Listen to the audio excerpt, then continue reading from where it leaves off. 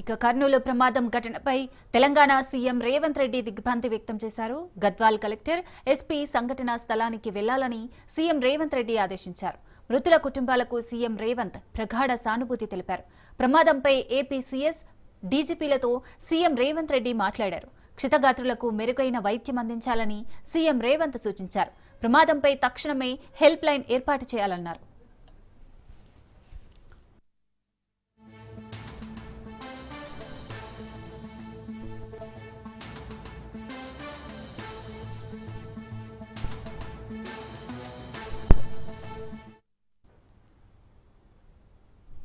ఇక కర్నూలు బస్సు ప్రమాదంపై ప్రయాణికులు భయాందోళన చెందుతున్నారు. ప్రమాదాన్ని చూసి పోలీసులకు సమాచారం ఇచ్చిన ప్రత్యక్ష సాక్షి హైమ ప్రమాద ఘటనపై సెల్ఫీ వీడియో రిలీజ్ చేశారు. పుట్టపర్తి వెళ్లి వస్తుండగా కర్నూలు దగ్గర బస్సు ప్రమాదాన్ని చూశానని తెలిపారు. కారు దిగి సహాయం చేయడానికి వెళ్లినట్లు తెలిపారు. అప్పటికే కొందరు ఏడుస్తున్నారని హైమ వీడియోలో వెల్లడించారు. తాను కర్నూలు ఎస్పీకి కాల్ చేసినట్లు తెలిపారు.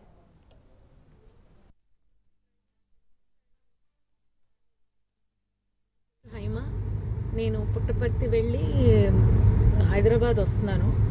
కర్నూలు దగ్గర మీకు యాక్సిడెంట్ అయింది కదండి. ఆ యాక్సిడెంట్ దగ్గర ట్రాఫిక్ జామ్, దూరంగా ట్రాఫిక్ జామ్ అయింది. ఎందుకు అంత జామ్ ఆగి ఉంది? సాధారణంగా అది ఆగే ప్లేస్ కాదు, ఆగి ఎందుకు ఉంది అని అడిగితే అప్పుడు నా పక్కన కూర్చున్నాడు కాబట్టి డ్రైవర్కి తెలుసు. డ్రైవరు అక్కడ కాలిపోతున్నట్టుంది మ్యామ్, బస్సు కాలుతుంది అక్కడ అన్నారు. సరే గబగబా ఏదైనా హెల్ప్కి వెళ్దాము, అసలు ఏమన్నా పోలీసులు వచ్చారా లేదా అని నేను గబగబా కారు దిగి వెళ్ళానండి. వెళ్ళేసరికి బస్సు తగలబడిపోతుంది. కొంతమంది కింద కూర్చుని ఏడుస్తున్నారు, ఎవరెవరు ఉన్నారని ఏడుస్తున్నారు, కొంతమంది టెన్షన్ పడుతున్నారు, ఇలా ఉన్నారు. ఆ బస్సుకు సంబంధించిన వాళ్ళు అలా వాళ్ళ పరిస్థితి అలా ఉంది. ఇంకా మిగిలిన వాళ్ళ ఫోన్లు అన్నీ కూడా పాప అందులో కాలిపోయాయి.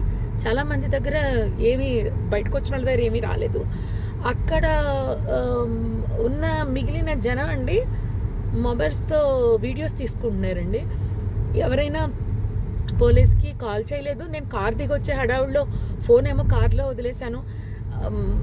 వర్షం పడిపోతుంది పక్క నుంచి, ఫోన్ టచ్ చేయడానికి కూడా ఎవరిదైనా అడిగి తీసుకుని టచ్ చేద్దామని వర్షానికి తడిచి అది పని చేయట్లేదు. నేను మళ్ళీ గబగబా కార్ దగ్గరికి వెళ్ళి వెంటనే కర్నూలు ఎస్పీ గారికి అండ్ ఎస్బీ ఇన్స్పెక్టర్ గారికి కాల్ చేశానండి. లక్కీగా ఎప్పుడో నెంబర్స్ ఉన్నాయి. కాల్ చేస్తే వాళ్ళు ఇమీడియట్లీ రెస్పాండ్ అయ్యారు. వాళ్ళు రెస్పాండ్ అయిన కాసేపటికే రూరల్ సిఏ గారి బృందం అంట వాళ్ళు వచ్చారు. దాని ముందే ఫైర్ స్టేషన్ వాళ్ళు వచ్చారు. అప్పటికే ఒక ప్రైవేట్ వెహికల్లో ఒక 6గురిని హాస్పిటల్ పంపించారు. నాతో ఇంకొక అతను ఎవరో హరీష్ అంట, ధర్మవరానికి చెందిన అతను, పాపం చాలా మంచి వ్యక్తి.